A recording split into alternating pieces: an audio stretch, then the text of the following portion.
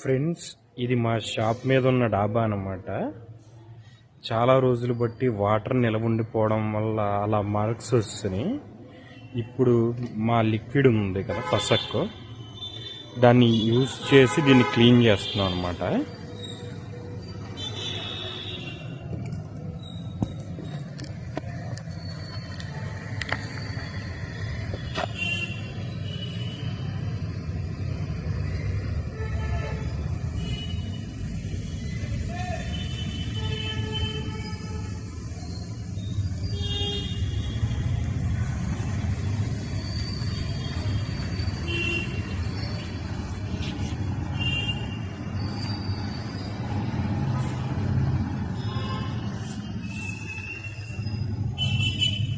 Plain water ఇది. సరే friends, కొత్త టైల్స్ లా వచ్చేస్తాయి అన్నమాట ఒక్కసారి క్లీన్ చేస్తే.